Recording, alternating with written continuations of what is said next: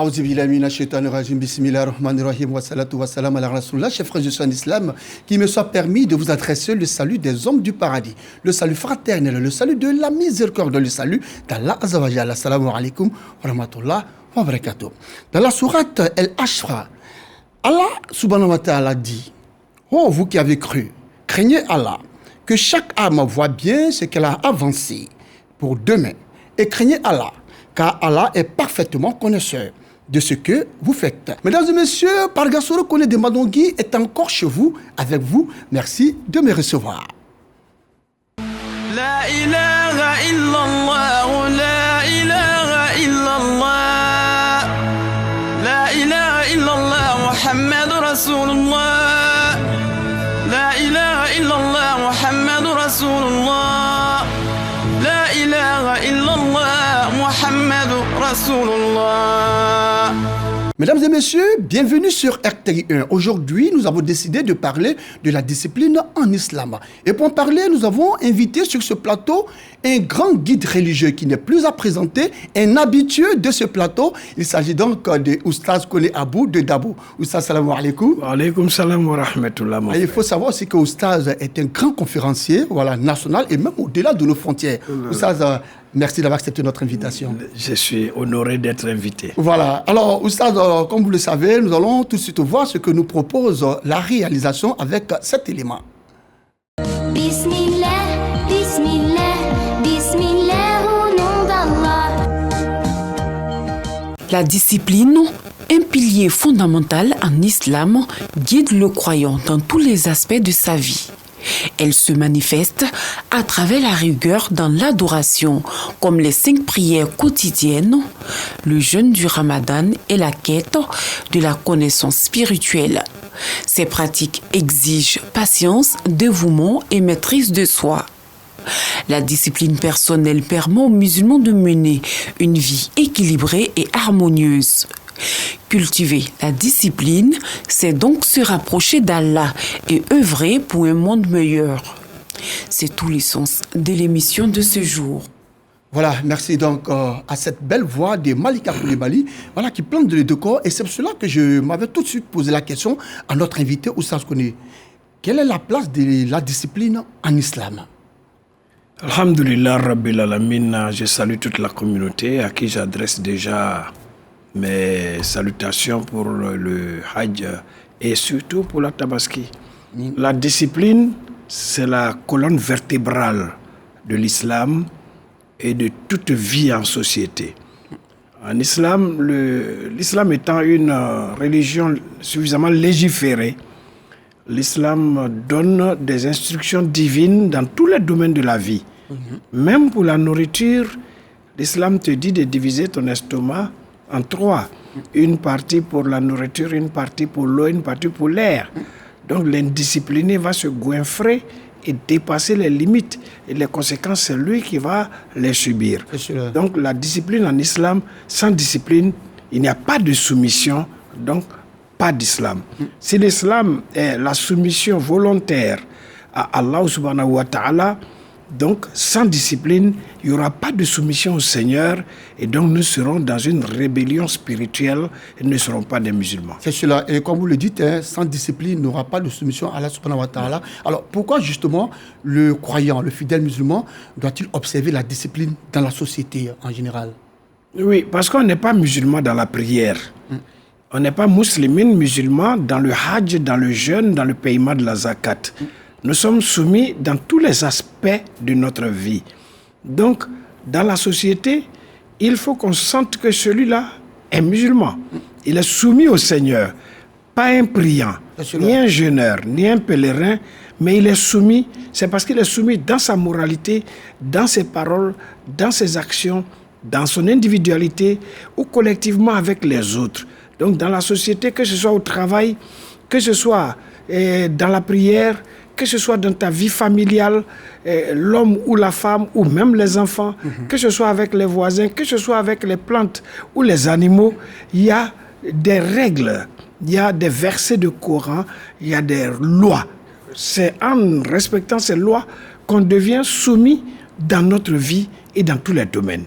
On n'est pas musulman dans la prière est insoumis ou indiscipliné lorsqu'on est au travail. Non. Donc c'est l'application. Il faut se dire que dans notre foi, Allah nous voit constamment. Comme tu l'as dit dans le verset, Inna Allaha kabiru bima ta'maluna. Allah est parfaitement informé de ce que nous faisons. Ça, le musulman en a la conscience spirituelle. Et il y a un ange à droite qui note tes bienfaits, un ange à gauche qui note tes égarements, tes défauts. Et ayant la conscience de cela, il est obligé de se ranger car il y a une caméra et un contrôleur et un inspecteur. Contrôleur à droite, inspecteur à gauche et la caméra d'Allah. C'est la conscience spirituelle de ça qui nous amène à respecter et à obéir aux injonctions qui régissent toute notre vie pour que nous soyons soumis, donc disciplinés. Est-ce que souvent on ne fait pas de confusion entre ces travailleurs qui se disent musulmans, qu'on retrouve par exemple dans les différentes gares routières? Les gares routières, que ce soit les chauffeurs, que ce soit les apprentis des minicars et tout ça. Mais très souvent, on pense que c'est des personnes qui sont musulmanes. Alors, on dit que leur indiscipline, c'est que, c'est la religion, c'est l'islam et tout ça. Est-ce qu'on peut clarifier tout ça aujourd'hui? Oui. Dans la gare routière, c'est des priants. Ce n'est pas tout le monde. Il y a beaucoup de priants. Ne pas obéir aux règles de l'islam dans ta vie et ne pas obéir aux lois d'un pays, cela fait de toi un priant. C'est-à-dire tous les musulmans, toutes les personnes disciplinées, soumises, respectant des lois spirituelles et divines, prient. Mais tous ceux qui prient, souvent, il y a de l'indiscipline spirituelle, l'hypocrisie spirituelle, le délaissement. Comme on le dit, excusez-moi, je m'en fous. Mais ils prient. Il n'obéit à rien.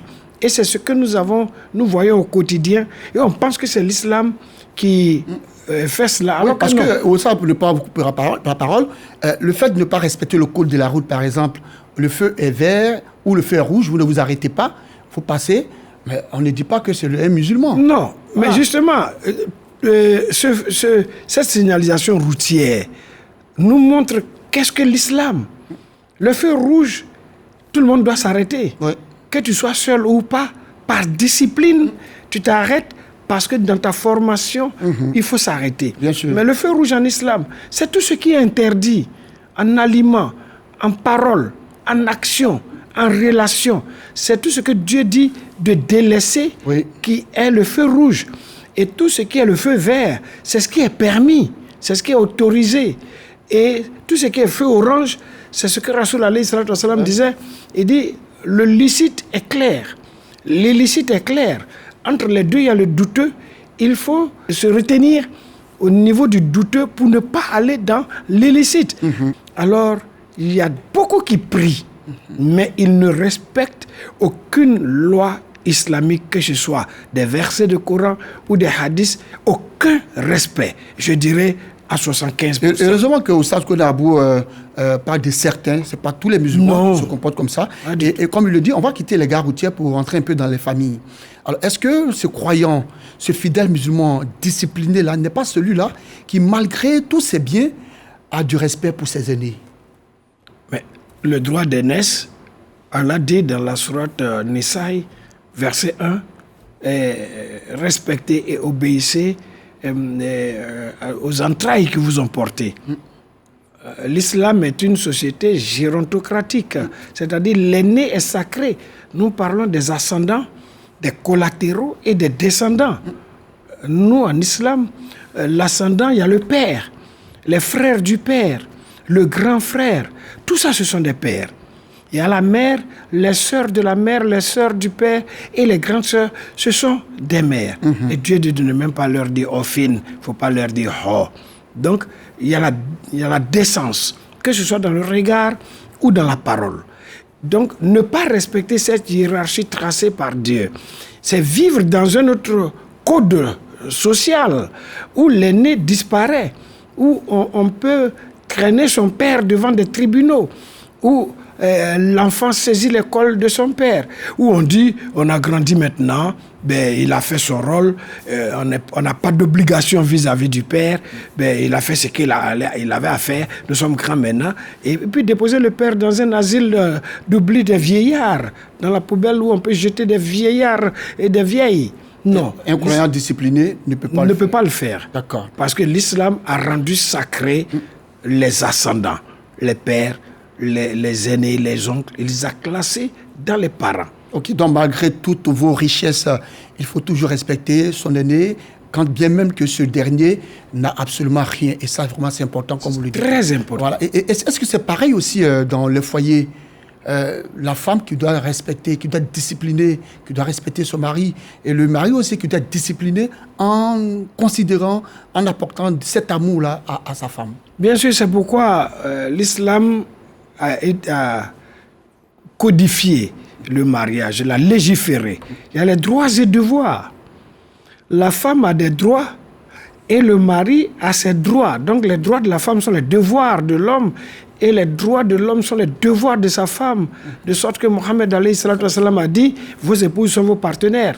Donc le foyer est basé sur des droits. Le mari doit faire ses devoirs.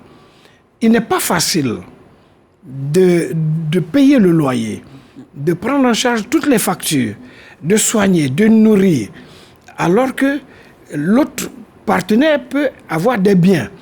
Et l'islam dit non, les biens de la femme sont à la femme. Elle peut t'en prêter, elle peut te faire des dons. Elle veut. Tu es la première personne qu'elle doit aider sur la terre, avant son père et sa mère. Et ça de façon très libre. Hein? Oui, très libre. Tu es la première personne. On ne peut pas ne pas être solidaire avec son mari et être solidaire dehors, même avec ton père et ta mère.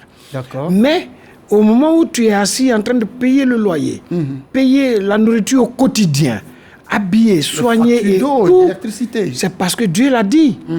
Sinon, on allait verser dans le 50-50. Oui. Je paye moitié, je paye moitié, mais quand bien même la femme serait plus payée que lui pour sa discipline spirituelle de la vie conjugale, le mari doit jouer ce rôle et il le fait. Quand il ne le fait pas, il ne devient pas indiscipliné seulement pour sa famille. Il désobéit à Dieu. Donc, il y a une indiscipline vis-à-vis d'Allah. Parce que la discipline, c'est vis-à-vis d'Allah, vis-à-vis de soi-même et vis-à-vis des autres. Et cela. C'est dans ces trois étapes. Mais vis-à-vis des autres, il y a ta femme, il y a tes enfants, il y a tes voisins. Et l'islam est une miséricorde, même pour les animaux. Ça veut dire qu'il y a des règles de bienséance vis-à-vis des animaux. Nous préservons même l'environnement. Donc si tu ne respectes pas cela, tu iras déféquer dans une clairière. Chose interdite en islam. Tout à fait. Tu vas abattre un arbre portant des fruits. Tout ça, c'est l'islam. C'est interdit. Absolument. Tu vas aller dans une eau qui ne s'écoule pas, un marigot, faire tes besoins naturels là-dedans. C'est interdit. En islam. En islam.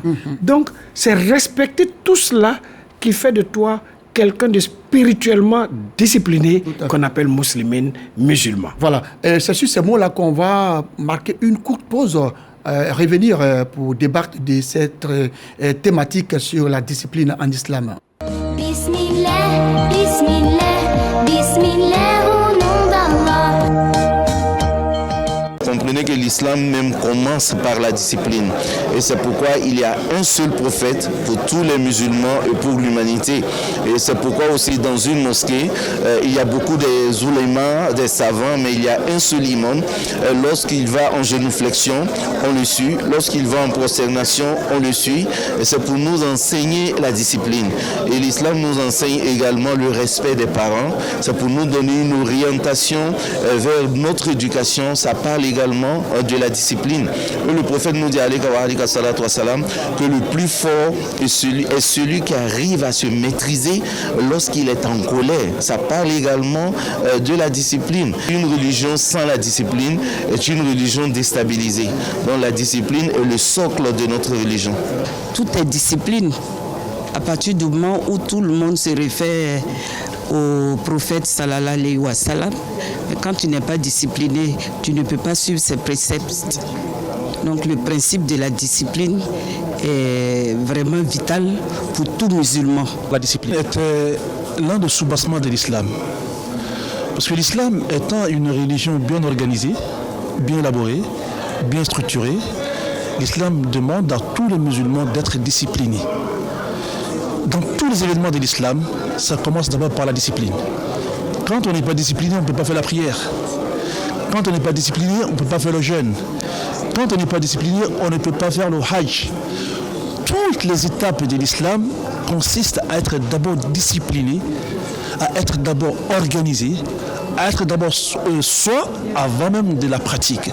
Donc la discipline fait partie intégrante de notre belle religion qui est l'islam. C'est un sujet très très important. C'est vraiment même le sujet principal pour tous les pèlerins qui iront faire le Hajj. Ça va être vraiment plusieurs jours de discipline à tenir, de patience et de foi vraiment très sincère envers Allah. Voilà, merci donc à tous ces fidèles et à tous ces guides religieux de la France, précisément donc de l'Union des musulmans ivoiriens de France, qui, n'est-ce pas, se sont prononcés sur cette thématique de la discipline en islam. Nous allons saluer, n'est-ce pas, l'imam, le docteur, voilà, docteur Kamara, voilà, Mohamed Lamine, et le cheikh Tidjane Diabaté, à qui justement le président du COSIM, n'est-ce pas, a confié cette organisation de l'UMIF. Merci en tout cas pour tout ce que vous venez de dire sur la discipline en islam. Alors, Oustaz Koné, on vient de les entendre, hein, et vous l'avez dit, la discipline, c'est la colonne vertébrale, c'est la moelle épinière, voilà, c'est l'épine dorsale, voilà, n'est-ce pas, de notre religion. Alors, quand on regarde dans les établissements scolaires, que ce soit à l'université, que ce soit au primaire, au secondaire, alors les élèves croyants musulmans, alors est-ce que c'est pas celui-là discipliné, j'allais dire, qui, je veux dire, respecte le règlement intérieur de l'établissement scolaire? Bien sûr, ce n'est pas seulement dans les établissements, que ce soit à la RTI ou dans une association de jeunes, ou dans le pays avec la Constitution, ou dans un ministère avec le règlement intérieur. Le musulman est celui qui est habitué à obéir à des règles. Allah nous dit, respectez vos engagements. Oui. Et le premier engagement, c'est notre kalma shahada. Nous sommes engagés en Dieu et avec son messager, alayhi salatu wassalam. Mais si on vient travailler quelque part, on a dit que nous devons être, comment on appelle, ponctuels, assidus, que nous allons respecter la hiérarchie et nous allons nous appliquer au travail. On a signé. Et le musulman doit respecter cet engagement, pas parce qu'on le paye cher ou moins cher, pas parce qu'il n'a pas de revendication, mais parce qu'il a signé un règlement. Il doit donc s'y soumettre. Le Coran et le code le contrat, quand vous signez le contrat, le règlement... Oui, vous avez lu. Vous n'êtes pas d'accord, vous ne signez pas. C'est cela. Et j'avais l'habitude de demander à des indisciplinés au travail, relis-moi ta demande d'emploi. Tu dis, j'ai l'honneur de solliciter de votre bienveillance et je vais m'appliquer, je vais faire ceci. La politesse, hein? Et j'ai dit, mais c'est ce que tu es en train de faire. Il faut respecter son engagement. Et le musulman est quelqu'un qui respecte son engagement. Le non-respect des engagements fait partie des 70 grands péchés.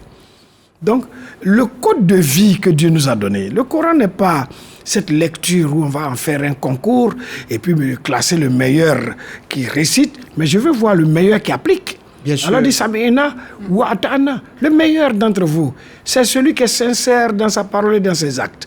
C'est pas celui qui parle sans faire. Parler sans faire, Allah dit ceux qui ont compris et qui obéissent. Le Coran, c'est un code de vie. C'est une notice d'utilisation, c'est un code de route pour ta vie. C'est comme la notice que le médecin va te donner. Oui. Donc, il faut respecter. C'est appliquer cela qui t'amène à la guérison spirituelle, à la vie, à la vie éternelle. Mais vous avez parlé du pays, le règlement, les lois du pays. Est-ce que le fait que, je veux dire, tous les citoyens sont disciplinés ne booste pas justement le développement de ce pays? Il y a plusieurs catégories de citoyens. Hein. D'accord. On peut vivre dans un pays, se dire membre de ce pays, ne pas obéir aux lois, ne pas voter, ne pas respecter les institutions. Et pourtant, on est là, on a la carte d'identité. Dans quelle catégorie de citoyens on devrait te classer? Un mauvais citoyen. Un indiscipliné. Un indiscipliné. Il ne respecte pas les institutions. C'est pareil que pour celui qui est dans l'islam. Tu peux prier, tu peux jeûner, tu peux faire le hajj, payer la zakat, mais tu ne freines pas devant la femme de quelqu'un. Dieu dit n'approchez pas la fornication. Et toi, tu ne fais pas qu'approcher. Tu sautes en plein dedans. Tu es un indiscipliné sexuel. Et puis les biens de quelqu'un, tu les atteins. Le musulman ne doit pas toucher aux biens de quelqu'un, à son honneur ou à sa vie, par la parole ou par la main. C'est une règle de vie. Donc même mon ennemi, je ne dois pas médire de lui. Je ne dois pas mentir. Donc le musulman est sous serment. Et pour respecter ton serment, il faut être discipliné. Bien sûr. Il a prêté un serment. Il a dit Ashhadu an la ilaha illallah wa addahu la sharika Allah wa ashhadu anna Muhammadan abduhu wa rasul. C'est ce qui fait de toi un musulman. C'est le respect de ça, c'est pas la prière. C'est pas le jeûne. Oui, sinon l'islam aurait commencé par une prière. Bien sûr, bien sûr. Mais on s'est engagé 11 ans avant que la prière n'arrive. 15 ans avant que le jeûne du Ramadan n'arrive. Donc on ne peut pas sauter les étapes de la foi, de la bonne moralité, du comportement et se jeter dans la prière. C'est cela. Sans foi ni loi. Effectivement. Oustaz, il y a quelque chose que nous remarquons avec beaucoup d'amertume d'ailleurs au sein donc, de la communauté musulmane. Et vraiment, il faut attirer l'attention des uns et des autres là-dessus. Il s'agit donc de, si vous voulez, la levée des corps. Il s'agit également de la prière mortuaire. Il s'agit de l'inhumation au cimetière. Il s'agit des sacrifices de 7e, de 3e, de 7e, de 40e jour. Mais on constate une indiscipline notoire de la part de certains musulmans. Alors, de certains priants. Bon, certains priants. Est-ce que ça veut dire que quand on est devant un corps, on n'a plus peur d'Allah subhanahu wa ta'ala? Le mal devient le bien. Le bien devient le mal. Ou ça, le téléphone sonne, on décroche. On filme la prière mortuaire. On filme le corps couché, déjà humilié par la mort. Et on met sur les réseaux sociaux. On filme dans le tombeau.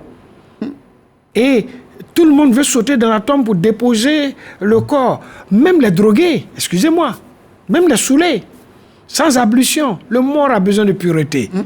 Et les impurs descendent. On s'arrête sur les tombes. On s'assoit sur les tombes.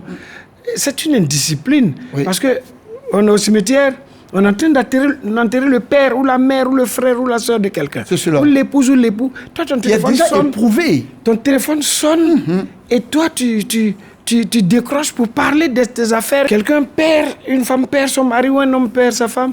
Et c'est là, toi, tu viens en faire une occasion de coudre des uniformes et dire même à la veuve, mais il faut prendre des produits pour que tu grossisses un peu. Tu as trop maigri dans ta douleur.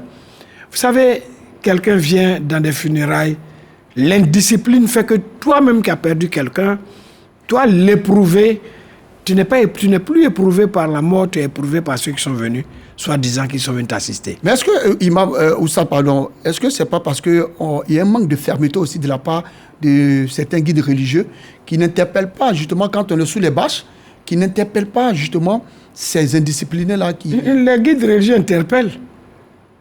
Ils continuent de causer.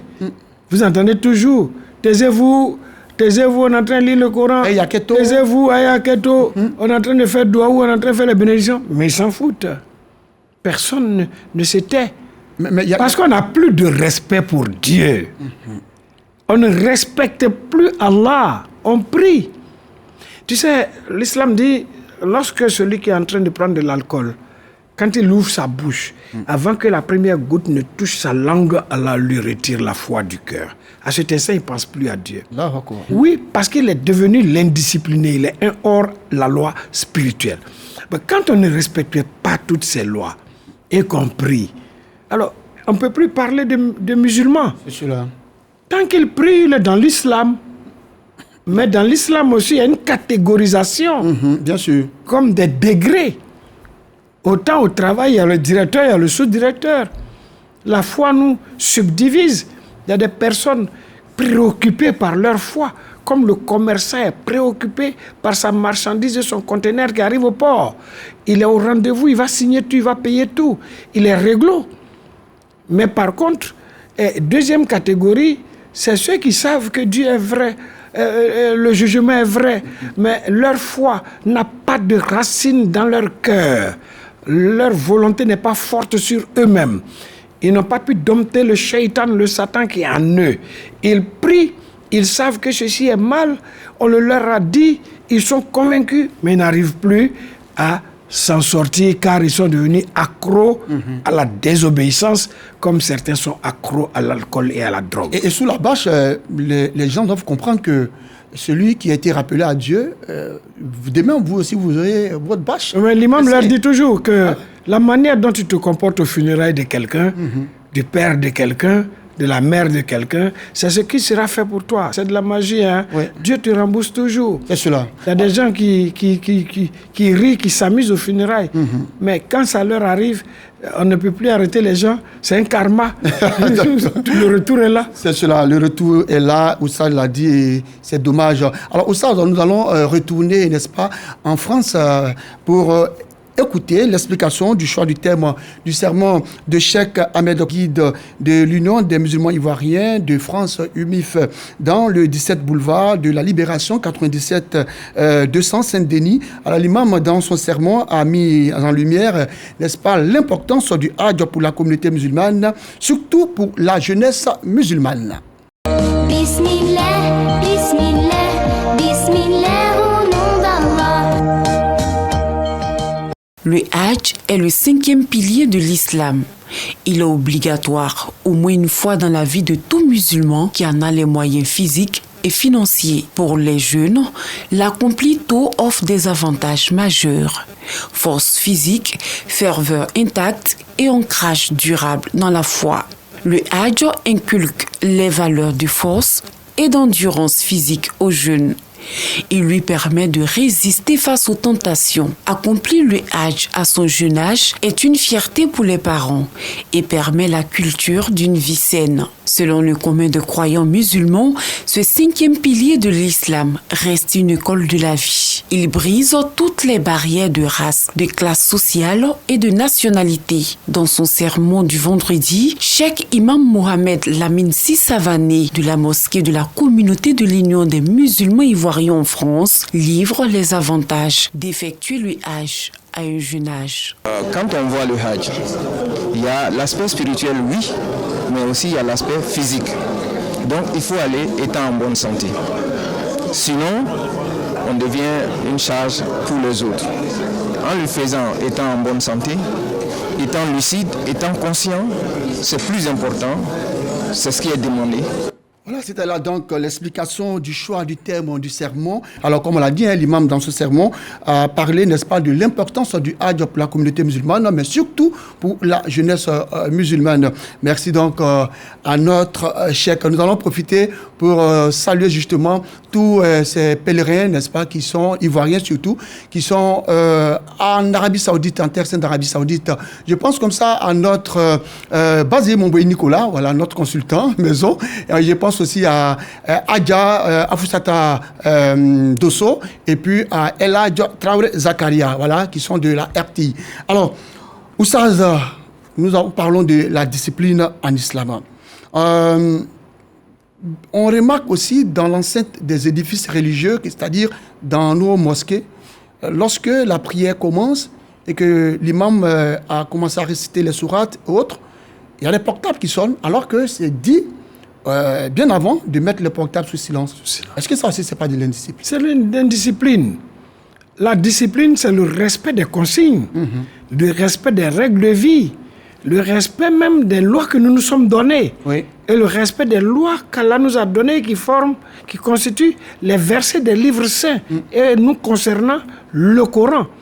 Donc, on est dans des endroits où on ne parle pas. Oui. L'imam est en train de faire le sermon. Qu'est-ce que la discipline islamique nous dit? Ne t'amuse même pas avec ta barbe. Tu ne fais plus de zikr.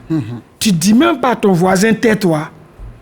Tu viens, si tu n'as pas fait les 2 rakats de salut à la mosquée Tahiyatul Masjid, tu cherches un endroit, tu fais rapidement, sans déranger les autres, sans enjamber, où tu t'assois tranquillement.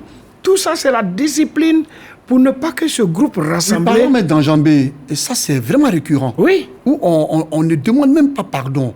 On non, prend de la main, il y a des gens qui ont leur place titulaire. à part l'imam et les sachants, les adjoints derrière l'imam, mais personne n'a une place réservée dans la mosquée. Nous sommes égaux devant Allah, égaux devant la mort, égaux au jugement. Il y en a qui viennent comme dans des assemblées mondaines, parce que lui, il est ceci, lui, il est cela, lui, il a ceci, il a cela. Il faut sa place. Les autres alors qu'à Mouzalifa, oui. c'est pas pareil. L'image de Mouzalifa, c'est l'image de Kiyama, c'est comme des corps non enterrés. C'est l'image que j'ai eue quand j'y étais. Je regarde de ces hautes personnalités. Effectivement. Et puis tout le monde est couché. Je me suis levé et j'ai commencé à crier seul.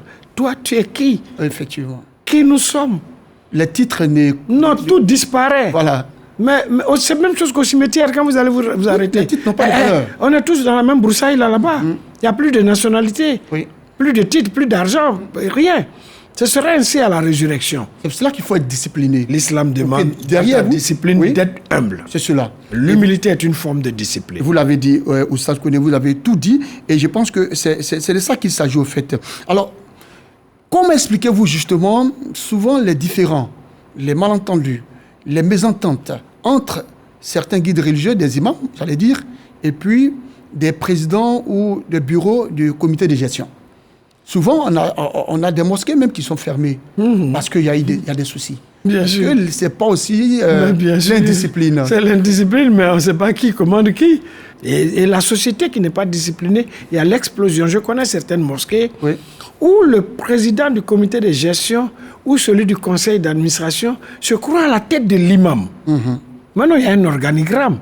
Peut-être qu'ils ne savent pas, mais le conseil imamal est à la tête de toutes les mosquées et peuvent être suivis du conseil d'administration qui sera suivi du comité de gestion. Si tu ne connais pas le protocole, tu ne connais pas la hiérarchie dans la société au sein de laquelle tu vis, alors il y a du désordre car l'indiscipline entraîne le désordre. Je prends le foyer.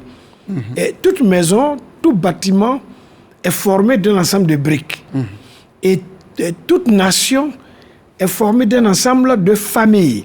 Chaque famille est une brique de la maison-nation. Et toute famille indisciplinée est un trou dans la nation.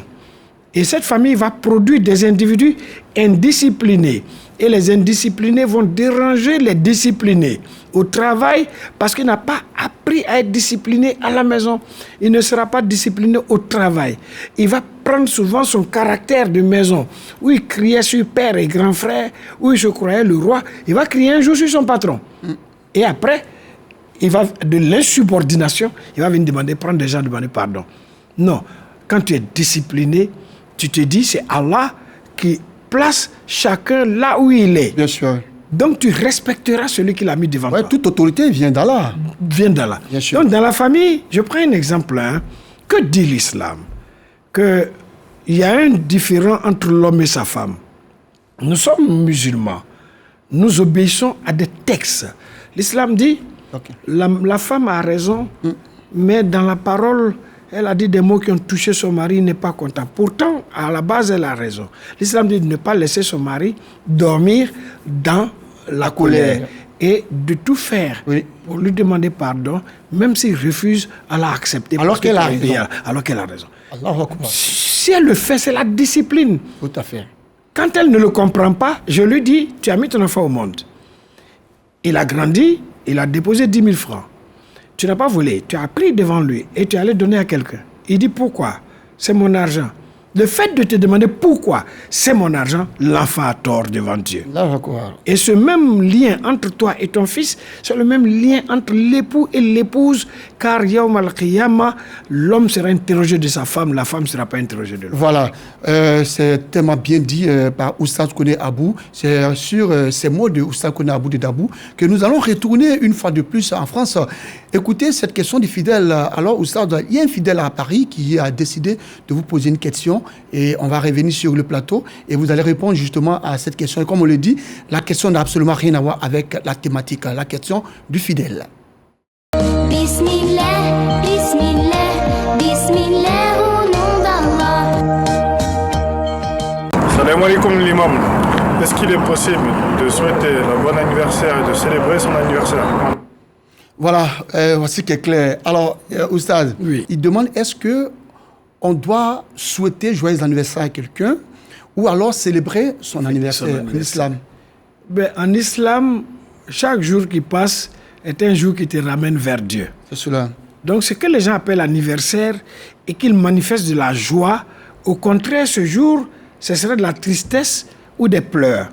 Parce que ce n'est pas une année de plus sur terre, c'est une année de moins dans ton existence, dans ton capital vie. Ce n'est pas un fait islamique. J'ai vu ceux qui faisaient leur anniversaire de façon spirituelle. Le monsieur est un haut cadre du pays.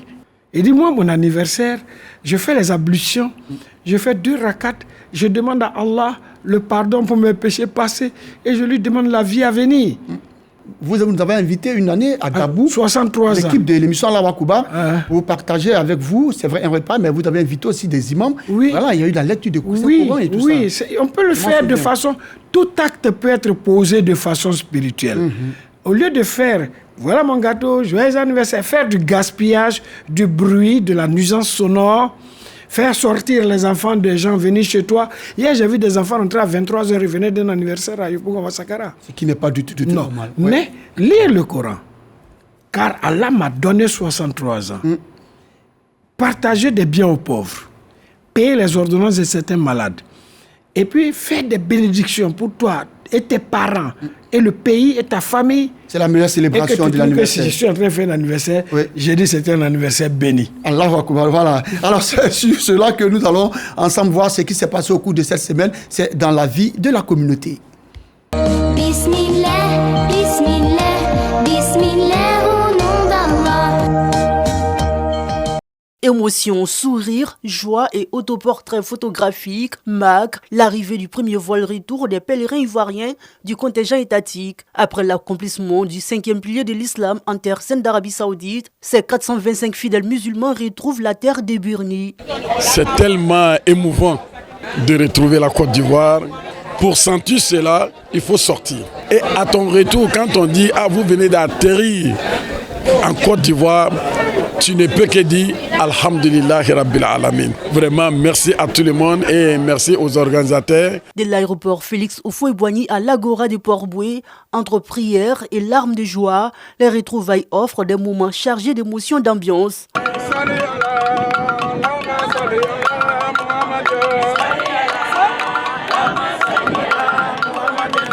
Grâce à Dieu, mon papa il est parti à la Mecque cette année, donc je suis très heureux. On a envoyé ça pour venir chanter, pour montrer à Dieu qu'on est content. Comme Bouna, Bonougou, les événements heureux, on prend ça, on tape. Le voyage était très épuisant, mais quand on pense à tout ce qu'on a accompli à la Mecque, vraiment, on ne peut qu'être soulagé. C'est une renaissance totale. Là, j'attends mon kabato que je vais bien manger tout à l'heure. Pour les familles, ce retour est un véritable soulagement. Je suis venu accueillir mon grand frère. Vraiment, c'est une joie pour moi. Dieu a fait grâce. Il est parti, il est revenu en bonne santé. Par la grâce de Dieu, tout s'est bien passé. On est parti en bonne santé, nous sommes devenus en bonne santé et on a fait les prières pour tout le monde. Les autorités en charge de l'organisation du Hajj se félicitent du bon déroulement des opérations. Nos pèlerins sont arrivés heureux. Évidemment, en tant qu'organisateurs, nous remercions le Seigneur qui nous a facilité ce que nous avons programmé, planifié, afin d'atteindre vraiment ces résultats. Après les retours de ces premiers fidèles de la Mecque, celui des autres pèlerins du contingent étatique va se poursuivre jusqu'au vendredi 12 juin prochain. Dans la région de Lifou, les fidèles musulmans célèbrent la Tabaski dans la ferveur et le recueillement. À la mosquée Draman Sangaré, Imam Mohamed Diakité appelle au partage, au respect des autorités et à la lutte contre la drogue. Ici, à la mosquée de l'Assomption, l'imam Traoré Haroun revient sur le respect des parents et la pratique des valeurs de la religion. Au terrain HKB, l'imam Mokhtar exhorte les fidèles à cultiver la paix et le partage. Le prophète lui-même, il nous a demandé que tous ceux qui ont les moyens de donner ne serait-ce qu'un mouton ou bien un bœuf, quelque chose que tu as eu, en tout cas en sacrifice. Et ce mérite-là sera béni devant Dieu le jour de la résurrection et la paix sera comptée par chaque poil une bénédiction pour toi. Une célébration marquée par des messages de cohésion sociale et de vivre ensemble. Il est 10h à Mankono, dans tous les quartiers et au sein de chaque famille, on prépare les parts de moutons qui seront ensuite distribuées aux frères, aux sœurs, jusqu'aux amis et connaissances. Au menu, on fait, il y a ça au mouton. On va faire un peu de foutou, un peu de rognon pour partager. Que la personne soit musulmane ou pas, si tu prépares, il faut lui donner aussi. Ou bien si tu tues viande, il faut lui donner aussi. C'est-à-dire l'homme même pas à faire du tabaski, l'homme même doit partager. Plus tôt, à la place publique du quartier Tonglé, lieu de célébration de la Tabaski, l'imam Ladi Karamoko donnait le ton en immoulant un bélier, acte symbolisant la soumission du prophète Ibrahim à Allah. Le sermon d'aujourd'hui, là, l'imam a parlé de la cohésion et la paix entre les enfants de Mankono. Le cœur du Coran, c'est la sourate Yassine. Et le cœur de la sourate Yassine, c'est Salam Kaola Mine Rabbi Rahim. Salam, ça veut dire quoi? Salam, ça veut dire la paix. Salam, ça veut dire amour. Cultiver l'amour entre nous. La paix, ça doit être en nous et nous devons vivre ça. Par toute construction durable, la paix se fait que sur le socle de la paix et de l'amour. À Mankono, en ce jour de l'Aïd el-Kébir, musulmans et non-musulmans unissent leurs voix pour le renforcement du dialogue, de la paix et de la cohésion sociale dans leur localité et partout en Côte d'Ivoire. Voilà, voici donc ce qui s'est passé au cours de cette semaine dans la vie de la communauté. Nous sommes revenus, n'est-ce pas, sur cette fête de l'Aïd el-Kébir, la fête la plus importante, n'est-ce pas, de la communauté musulmane, la fête de Tabaski. En tout cas, bonne fête encore, voilà, à tous les musulmans du monde entier. Alors, Oussad Konabou est avec nous et nous parlons de la discipline en islam. Alors, Oussad, dites-nous, quel inconvénient justement pour une communauté qui n'observe pas la discipline? C'est sous nos yeux.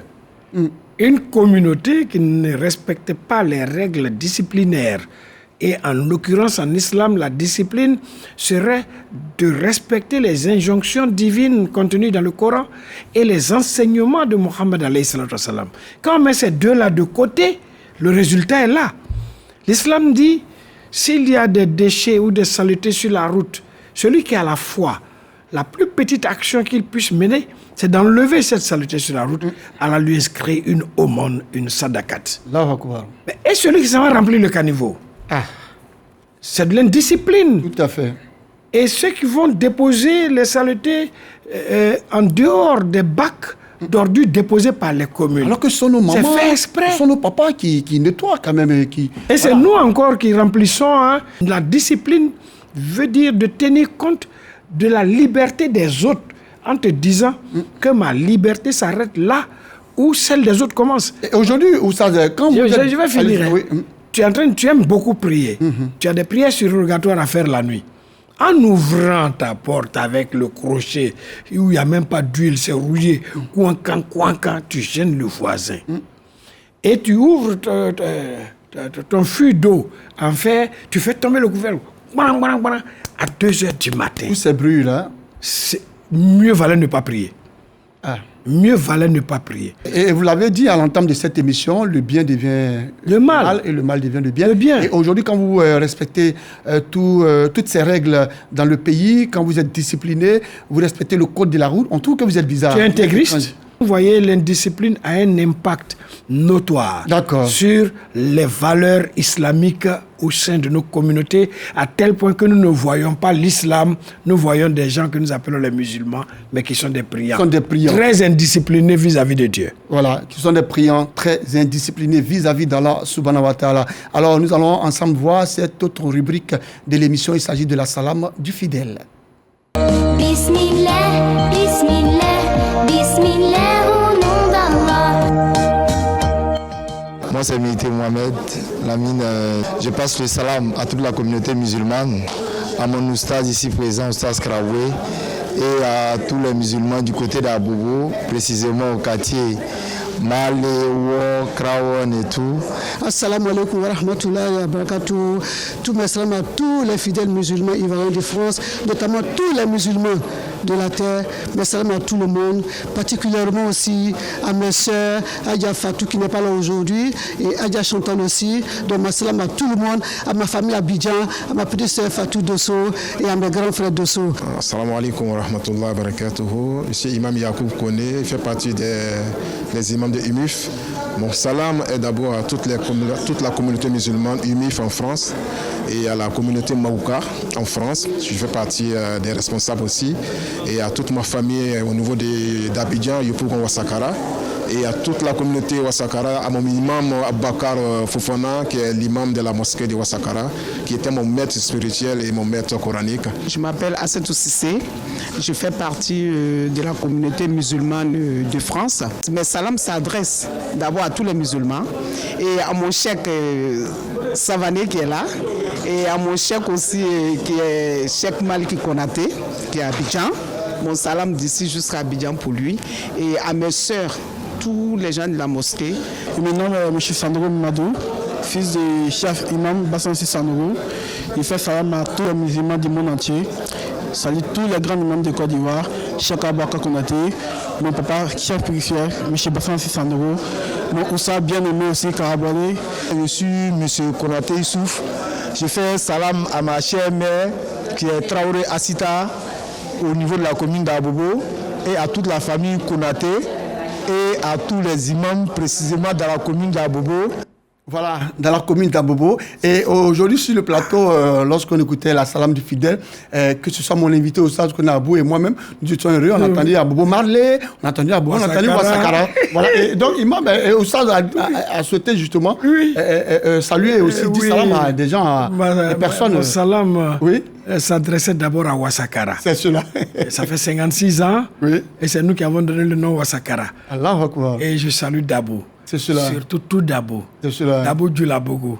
Et tout le COSIM des grands ponts. Je voulais saluer ma mère, Adja Kaïda Djakité, mes épouses, mes enfants. Et je dis vraiment merci aux épouses et aux enfants pour ce qu'ils ont pu faire pour nous pendant la fête de la Tabaski. C'est cela. Ils ont beaucoup fait. Merci beaucoup. Merci. Alors moi, je profite pour dire salam justement à notre directeur de la production. Il s'agit donc du directeur Sissensa, voilà, qui nous a vraiment donné cette opportunité-là de pouvoir enregistrer toutes ces rubriques-là, n'est-ce pas, au niveau donc de Paris. Alors, Oussa Konabou, est-ce que vous pouvez donner des conseils justement à ces fidèles, ces croyants de la communauté musulmane, tant concernant justement, je veux dire, la discipline?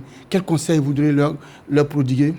Mon conseil, ce sont les versets que vous-même vous avez récités à l'entame, où Allah nous dit que chacun doit prendre la conscience. Ya ayyuhalladhina amanu, vous qui avez foi, ittaqullaha, craignez Dieu. Donc c'est une discipline individuelle. Nafsu ma qaddamat li ghadin wa taqullaha inna Allaha kabiru bima ta'maluna. Que chaque âme voit ce qu'elle a avancé pour demain. C'est un examen de conscience. Et de craindre Dieu car Allah est parfaitement informé de ce que nous faisons. Donc la discipline, au lieu d'être fort sur les autres, commençons d'abord à être forts sur nous-mêmes. Nous obliger à appliquer les lois de Dieu, car c'est vers lui que nous allons. Il faut que nous ayons cette conscience de ne pas laisser plutôt les paroles d'autres personnes ou les actes d'autres personnes te contaminer, te contagionner et avoir impact sur toi. Il faut te dire, je dois d'abord être discipliné envers mon Seigneur. Et ensuite envers moi-même. Il faut s'autodiscipliner. Personne ne va te discipliner à ta place. Les parents ont eu leur part de responsabilité. Mais à partir de la puberté, Dieu t'a ouvert la conscience humaine. Donc tu dois corriger pour ne pas être perdant. Et ensuite, il faut être discipliné envers les autres. C'est cela. Alors, c'est sur ce mot-là que, Oussa Konabou, nous avons terminé l'émission. D'accord. Voilà, on va demander pardon à notre réalisateur Yad Dambélé pour qu'en une phrase, n'est-ce pas, dire ce qu'on a dit aussi aujourd'hui en malinki. Une seule phrase. C'est résumé ce qu'on a dit ici en malinki. Ça n'est pas faut que c'est la maille. Il l'a dabonino. Moi-même, sagonanko ke, qui mirinanke. Sagonanko mini ala sagote kele Qur'ana kono. Ani Rasul alayhi salatu wasalam anga kiraba oka minjira ananote kele ki sago ke eteseka ke islamai. Lukono la daboni be. Fae, bae, denye, koroy, dogoy, beni ka sigiyoro.